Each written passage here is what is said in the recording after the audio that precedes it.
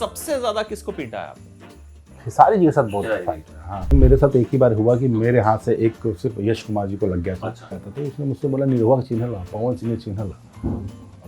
मैं बोला यार पवन जी के तो गाना सुना, दिनेश जी को सच्ची मैं नहीं जानता था उस समय। खेसारी जी बहुत अच्छे से टैकल कर लेते हैं, अपने जितने फैंस आते हैं बहुत हंसी मजाक करके निकल लेते हैं। बाबूजी का एक ही सपना था कि मैं पढ़ लिख के कुछ ऐसा बनूं कि उनको ये मजदूरी मतलब कोयला की खान में मुंबई आए, और उसके बाद बहुत बुरा दौर शुरू हुआ, संघर्ष का सबसे खराब दौर। मैं डिप्रेशन में बहुत चला गया, तो मुझे दौरे पड़ने लगे। मैं दौरा पड़ता था, और मेरे एक दोस्त था अजय उपाध्याय, वो मुझे गोद में लेकर रोता था। तो मैं 3 साल कपड़े की दुकान बलिया में चली, और उस बलिया में 3 साल कपड़े की दुकान में मैंने बहुत ताने सुने, सब चीज़ें। मुझे नींद नहीं आती, 3 साल तो मैं सोया नहीं ढंग से। ऐसा था जो लोगों को बहुत याद है कि लेफ्ट में होकर लगे राइट में, वो सीन करने के बाद मैं इतना फुट के रोया, मेरा दिल जी के कंधे में जाकर चिपक गया और रोने लगा। एक चीज कही जाती है कि हीरो की हीरोगिरी तभी सामने निकल के आती है जब विलन मजबूत होता है। आजकल वैसे भी एनिमल की चर्चा खूब है, और आपने खूब सारे हीरोज को पीटा है बिग स्क्रीन पे।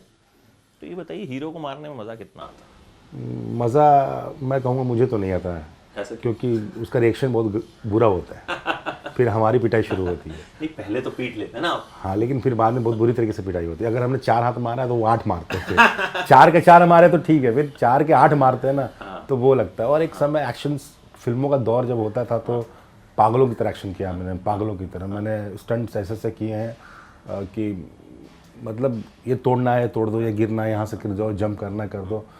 हीरोज़ के लात भी खाए हैं, ऐसे नहीं, कभी हो जाता है, टाइमिंग का कुछ ऐसा मसला होता है। लेकिन ये है कि जुनून होता है कि कुछ करना है लाइफ में, मैं बेस्ट कर रहा हूँ, मैं बेस्ट कर रहा हूँ। तो वो बेस्ट के चक्कर में हमने सबसे बेस्ट किया है। सबसे ज्यादा किसको पीटा है आपने? पीटा मतलब सबसे ज्यादा फाइट सीन्स किसके साथ रहे हैं? खेसारी जी के साथ बहुत फाइट है। हाँ, कैसा खेसारी रहता है उनके साथ काम करना? बड़े किस्से सुनने में आते हैं उनके। बहुत अच्छा। मेरा तो मतलब मैंने पिछले कई सालों से नहीं काम किया, लेकिन मैंने उनके साथ बैक टू बैक फिल्में की, और बड़ी अच्छी फिल्में की हैं। बेसिकली सारी फिल्में लगभग हिट ही थी। और उनके साथ काम करने का ये है कि एक तो टाइमिंग है, बहुत पंक्चुअल टाइम पे आते हैं, और बहुत मेहनती है। हम एक फिल्म कर रहे थे डमरू, और वो मुझे सुबह 5:30 बजे उठा के मुझे जिम लेके जाते थे, तो वो डेडिकेशन सबके अंदर होता नहीं है। उसके बाद एक्शंस का ये है कि हम एक फिल्म कर रहे थे, आई थिंक जानम, और टाइम नहीं था, बहुत सन डल हो रहा था, फटाफट काम करना था। तो मुझे लग रहा है कि मैंने 22 से 24 पंच हम लोगों ने ऐसे ही किए थे। वो मारते जा रहे थे, मैं रिएक्शन देता जा रहा था, वो मारते जा रहे थे, मैं रिएक्शन देता जा रहा था। तो उनके साथ बहुत अच्छा एक्शन किया है, और बहुत मज़ा आता है उनके साथ। उनकी सबसे बड़ी खूबी क्या लगती है आपको, जो कि इतने बड़े स्टार वो बने? क्योंकि आपने इतना क्लोजली काम किया उनके जी साथ। जी जी, बहुत डेडिकेटेड है। अब काम को लेके बहुत सीरियस रहते हैं। टाइम पे आना सबसे बड़ी बात है कि टाइम पे आना। उसके बाद अपनी बॉडी को जिस तरह से उन्होंने बनाया है, इवन मैं कहूँगा एक कलाकार जिसने अपने इमेज को तोड़ा है। नहीं तो कुछ साल पहले तक उनको ये फिल्में मिलती थी कि वो लड़की बना देते थे हर फिल्मों में, उनको हर फिल्मों में लड़की बना देते थे।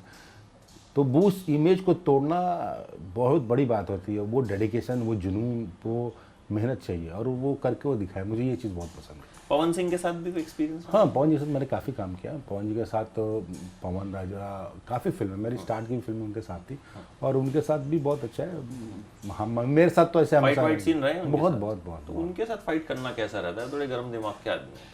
नहीं, गर्म दिमाग के नहीं है। उनका क्या है ना, उनको सुना, हालांकि मैंने इंटरव्यू लिया था उनका, जी मैंने देखा, और मतलब बड़ा मजेदार इंटरव्यू हुआ था वो।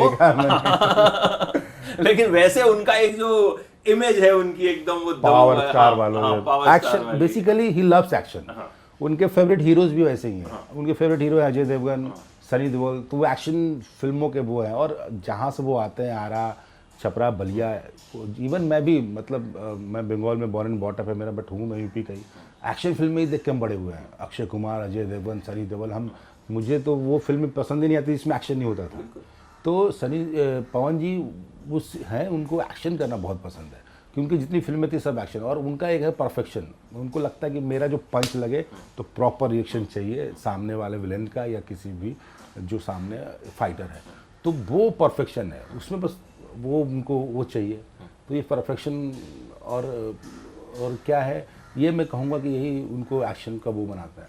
तो उनको कभी ऐसा हुआ कि टेक वेक में घूसा मारा हो कहीं, यहाँ वहाँ लग गया या कुछ इस तरह की नहीं नहीं चीजें नहीं, होती नहीं, हैं? ऐसा मेरे साथ तो नहीं। मेरे साथ एक ही बार हुआ कि मेरे हाथ से एक सिर्फ यश कुमार जी को लग गया था। अच्छा। और मैं उस दिन बड़ा अपने आप को मलाल हो गया मेरे को कि ये सब कैसे हो गया, आज तक किसी को पंच लगा नहीं। क्योंकि उसका एक रीज़न है, जब मैंने शुरुआत करी थी भोजपुरी सिनेमा में तो मुझे एक्शन करने को मिला ही नहीं 2 फिल्मों में। ओके। तो मुझे छोटी सी बात बहुत जल्दी लगती है, जो बात लग गई तो उसके लिए तो मैं कुछ भी करूँ। तो फिर मैंने ना फाइट यहाँ से मीरा रोड से मैं जाता था, उतने पैसे होते नहीं थे, बट सुबह ट्रेन में चला जाता बिना टिकट, वहाँ से फिर ग्रीन पार्क जाके मैं एक्शन फाइट सीखता था। निशान जी आज के डेट में बहुत बड़े फाइट मास्टर, हीरा भाई थे, उन लोगों ने मुझे एक्शन सिखाया। तो मैं वहाँ से आया सीख के, तो मुझे पंचेस का है, फट फट फट फट पंच याद भी हो जाते हैं मेरे को। तो एक्शन मुझे बहुत ईजी लगने लगा।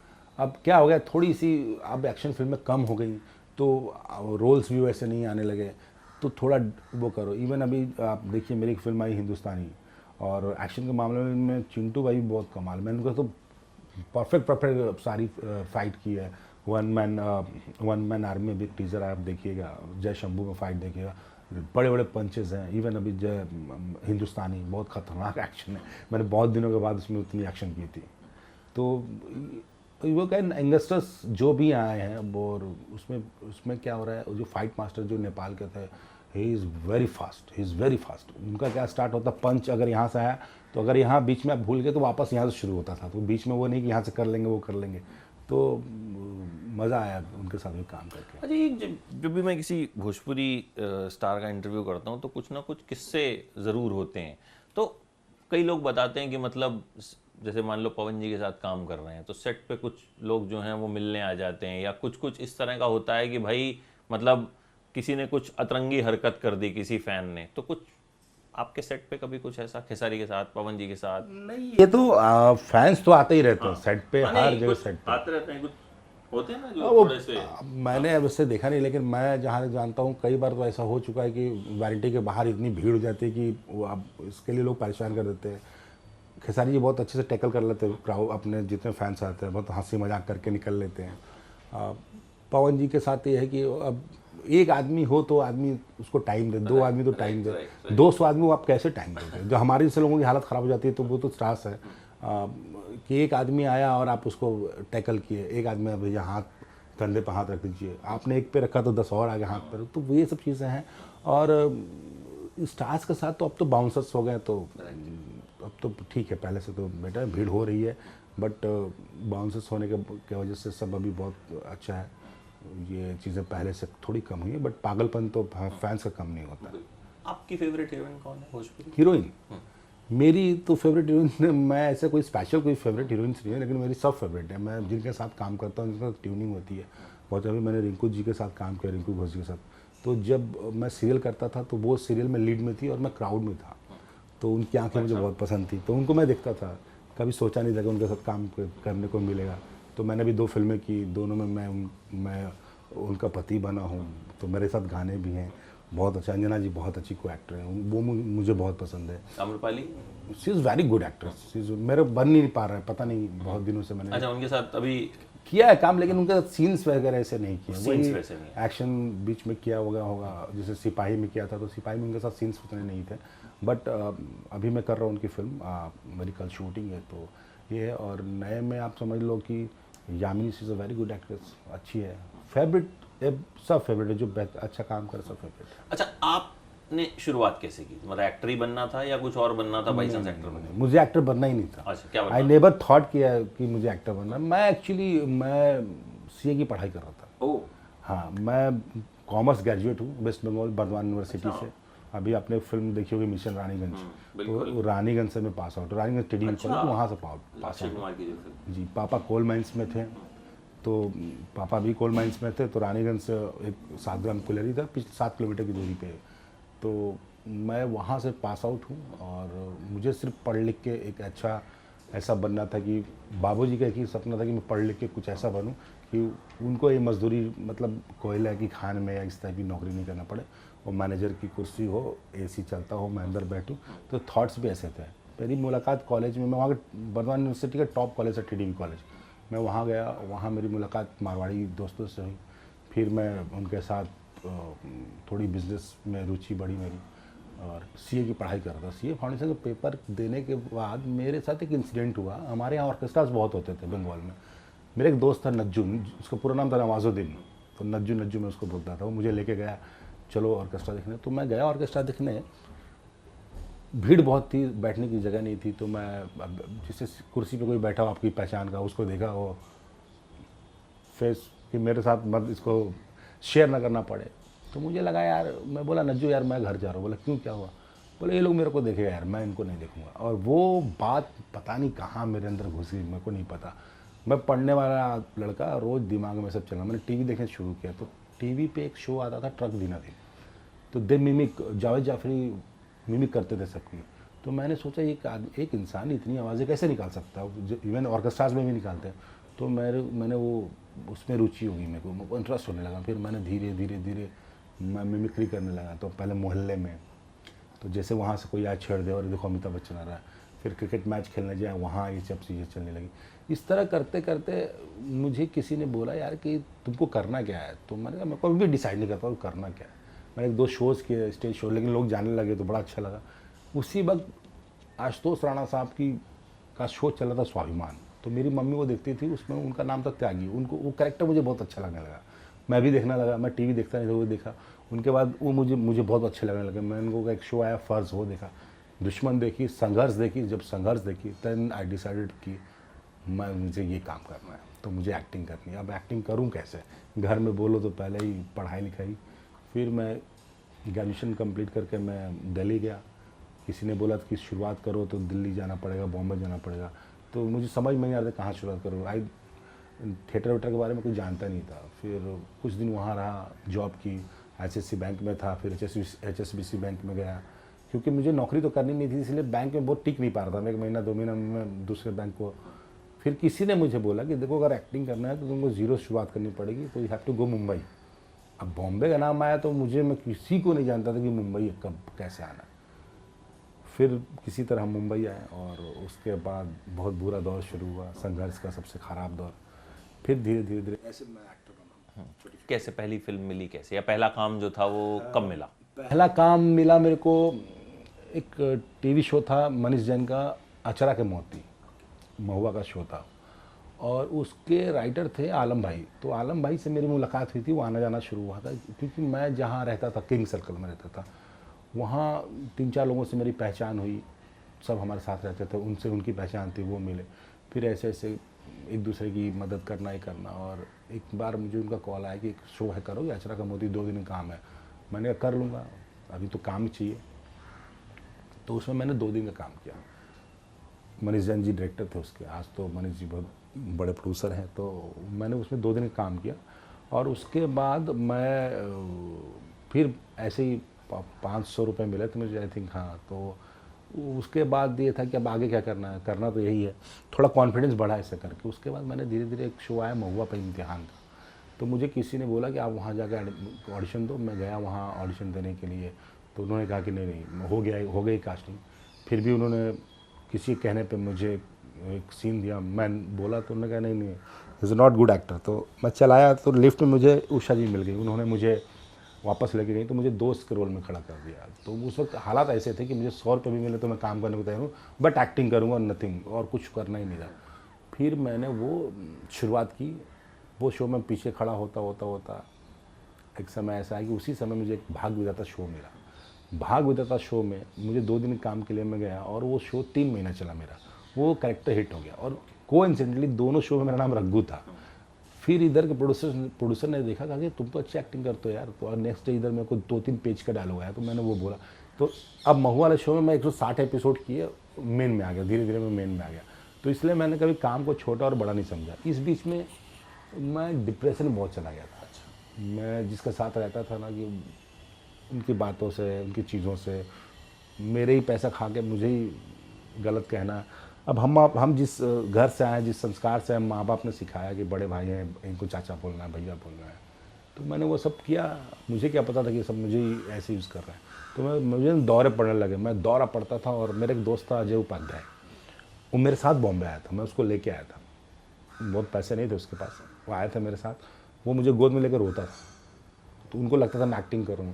तो उस डिप्रेशन से निकलने के लिए मैंने कपड़े की दुकान में सेल्समैन की जॉब की, क्योंकि मुझे कपड़े का नॉलेज था। मारवाड़ी दोस्तों एक्टिंग के साथ साथ मारवाड़ी दोस्तों के साथ जब मैं कॉलेज में था तो मैं उस वक्त, कपड़े बेचता उस था, तो उनके साथ रह रह के अपने मोहल्ले में बेच लेता था। तो उन्होंने मुझे नौकरी दी और उन्होंने मुझसे पूछा, सरदार जी थे कितने पैसे लोगे? मैंने कहा यार मैं एक बार देखता हूँ। तो मुझे वो डिप्रेशन से निकलना था। मैंने कहा मेरा काम देख के जो देंगे अपने ले लूँगा। वो डिप्रेशन के चक्कर में ये स्थिति थी मेरी कि मैं पूरे दुकान से जितने कपड़े, आप किसी का भी रेट पूछोगे तो जो लिखा रहेगा मैं वही बोलूँगा। अगर 535 है तो 535 ही होगा। तो वहाँ मेरी थोड़ी सी वो, उन्होंने मुझे फिर लेडीज़ गारमेंट में डाल दिया, फिर ऐसी चीज़ें हुई। फिर मुझे मेरा एक वहाँ अफेयर हो गया, कुछ दिन वहाँ चला। तो इसी बीच में अब मुझे लगने लगा कि मैं जो कर रहा हूँ ये करने बॉम्बे नहीं आता। उसी बीच में मेरी मम्मी की डेथ हो गई। फिर मैं वापस घर गया। फिर पापा की तबीयत बहुत ज़्यादा, तो मम्मी की डेथ हुई तो मम्मी को मैं देख नहीं पाया, पैसे नहीं थे उन्हें जाने लायक। जब तक मैं गया वहाँ सब कुछ हो गया था बंगाल में। फिर वहाँ से पापा की तबीयत थोड़ी ख़राब होने लगी, तो मैं यहाँ कुछ दिन के बाद मैं बॉम्बे गांव चला गया। बलिया शिफ्ट हो गए सब लोग। तो मैं 3 साल कपड़े की दुकान बलिया में चलाई, और उस बलिया में 3 साल कपड़े की दुकान में मैंने बहुत ताने सुने, सब चीज़ें। मुझे नींद नहीं आती। 3 साल तक मैं सोया नहीं ढंग से। इरफान जी का डायलॉग है ना कि आप कब लास्ट सोए थे, तो मुझे लिटरली मुझे याद नहीं था मैं सोया कब था। तो उस बीच में मैंने छोटे दोनों भाई की शादी वादी सब कराई। वो अपना काम करता गया। शादी के लिए पापा बहुत फोर्स किए पर मैं नहीं किया। फिर पापा ने बोला कि नहीं करोगे? मैंने कहा करूँगा, लेकिन मैं मेरे पैसे से करूँगा, दुनिया देखेगी। तो पापा ने कहा अच्छा ठीक है मैं देखता हूँ। शादी हुई, दुनिया ने देखा, पापा ने नहीं देखा। तो हर चीज़ मिलती नहीं है। तो मैं शायद वो बदनसीब हूँ कि मुझे मिला सब कुछ, लेकिन बहुत देर मिलता गया। तो अगर आज पापा देखते तो ज़्यादा खुशी होती, मम्मी देखती तो ज़्यादा खुशी होती। लेकिन तो ये रहा। कहीं ना कहीं वो देख ही रहे हैं। हाँ, ये है कि कहीं ना कहीं वो देख रहे आपकी हैं। नज़र हमेशा रहती है, चाहे वो मैं कहीं भी रहें। मैं इसलिए अपनी फैमिली को लेकर बहुत ज़्यादा इवन मुझे लगता है कि जो इंसान अपने परिवार को प्रेम नहीं करता वो ज़िंदगी में किसी को प्रेम नहीं कर सकता। अच्छा, आपको जो एक फिल्मों में कामयाबी मिली वो खेसारी लाल यादव के साथ जी फिल्म थी, उससे मिली? मैं सेहरा बांध का हूँ। वो कैसे मिली फिल्म और क्या हुआ उसके बाद? मतलब वो फिल्मों से पहले मैंने भोजपुरी में करीबन 30-32 फिल्में छोटी छोटी कर ली। उसका रीज़न ये है कि मैं टीवी शोज़ बहुत करता था, और टीवी शोज़ में अब मैं चाहता था कि मेन करूँ। तो हमारे वहाँ एक है कल्चर, आपको पता, नॉट फिट। तो जैसे आप है इतने सुंदर है तो आपको नहीं बोलते, हमारे तो कॉम्प्लेक्शन ये था कि देखते ही बोलते थे नॉट फिट, गोरे चाहिए, बॉडी बिल्डर चाहिए। तो हम उस किसी कैटेगरी में नहीं आते थे। और मैं विले पार्ले से पैदल आता था ऑडिशन देने, तो पसीना ऐसा वैसा। एक बार एक कास्टिंग वाले ने मेरे को बोला कि अरे यार बॉडी बनाओ, इतनी अच्छी हाइट है। मैंने कहा पेट भरेगा तब तो बॉडी बनेगी। इतना बोला, उसको बहुत मेरे ऊपर। फिर उन्होंने मेरा ऑडिशन लिया, और उस ऑडिशन से मुझे बालिका वधू और ये सब में काम मिला। और तो ये मैं टीवी भी करता रहता था। फिर वो लगने लगा कि कुछ तो करूँ, कुछ ऐसा करूँ। तो जिस समय मैं कपड़े की दुकान में काम कर रहा था, अपने गाँव में कपड़े की दुकान चला रहा था, तो एक लड़का चाय लेके आता था। उसने मुझसे बोला निरहुआ का चिन्ह ला, पवन सिंह का चिन्ह ला।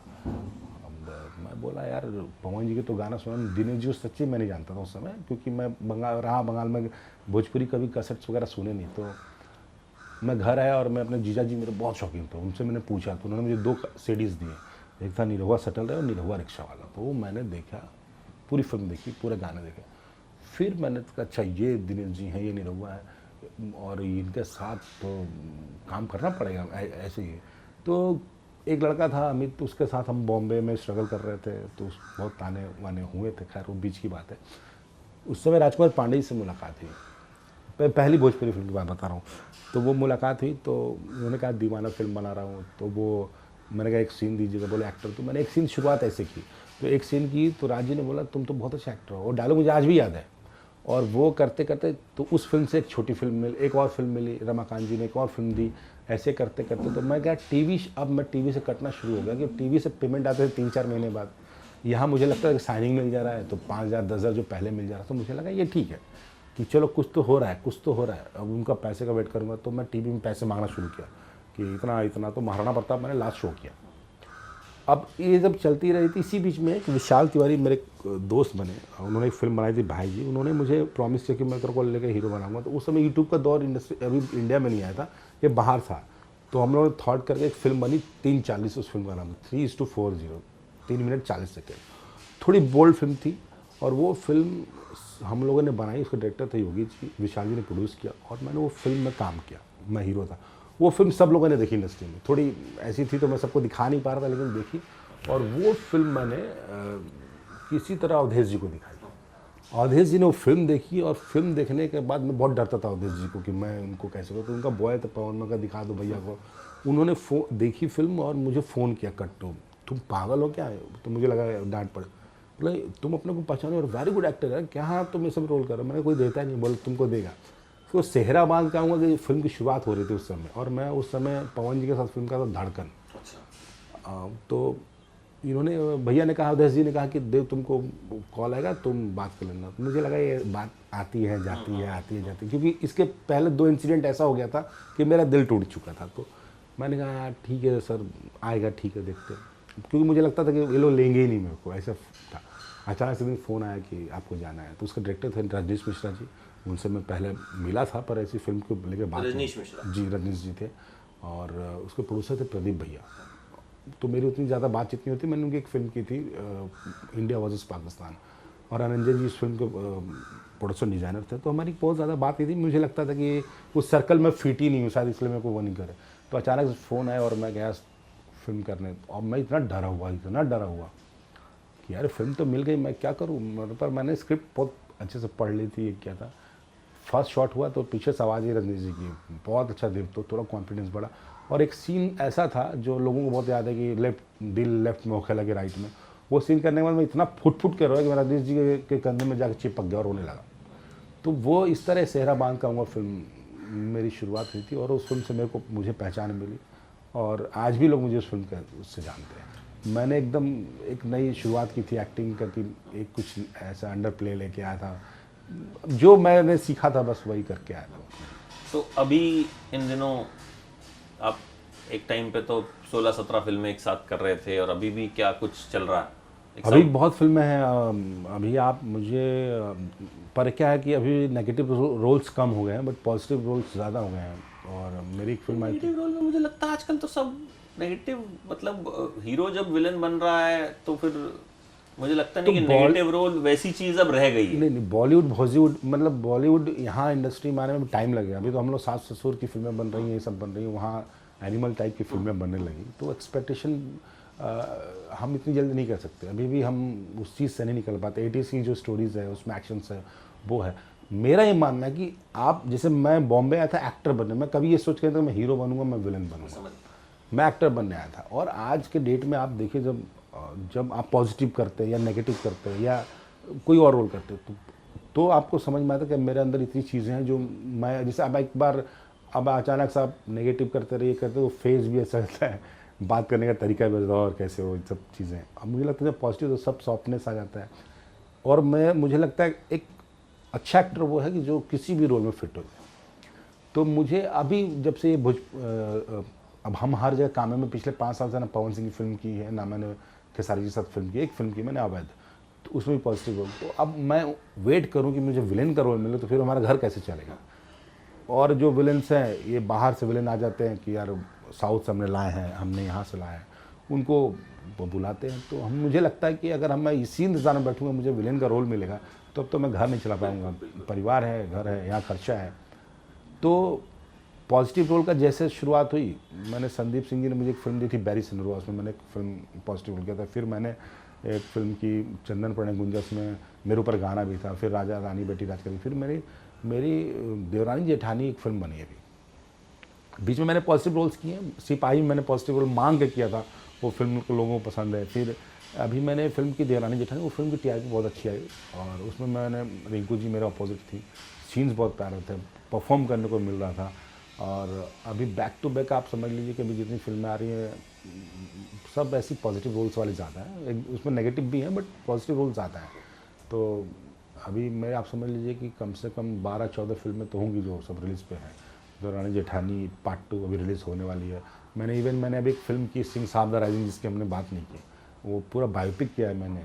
उसके डायरेक्टर थे धीरज पंडित जी, प्रोफेसर फरुदा भगत गीता सिंह जी, उन्होंने मुझ पर बिलीव किया है। मुझे उन्होंने सीधा एक ऐसा रोल दे दिया जो पूरा एक बायोपिक था, एक जर्नी थी जिसको लेके आप स्टार्ट से लेके अभी तक चलना था। तो मुझे लगा कि लोग मुझ पर बिलीव करने लगे। तो मैं थैंक यू बोलूँगा उनका भी, चैनल वालों का भी, जो मेरे पे बिलीव करते हैं, जो कहते हैं नहीं ये रोल देव से कराओ। तो ये बात की खुशी है कि चलो ठीक है, धीरे धीरे सही यहाँ तक यहाँ तक हो और मैंने एक सीन से शुरुआत करके मैं हीरो तक का किरदार कर लिया। अब मुझे इस बात की खुशी है कि मैंने एक सीन से शुरुआत की थी, यहाँ तक के किरदार के हीरो भी कर रहा हूँ और हिंदी में मेरे प्रोजेक्ट भी चल रहे हैं कुछ। और सबसे अच्छी बात है, मैं धन्यवाद देना चाहता हूँ मेरे चैनल्स के लोगों को, मेरे डायरेक्टर को, मेरे प्रोड्यूसर की, जो सोच रहे हैं कि देव ये रोल कर सकता है।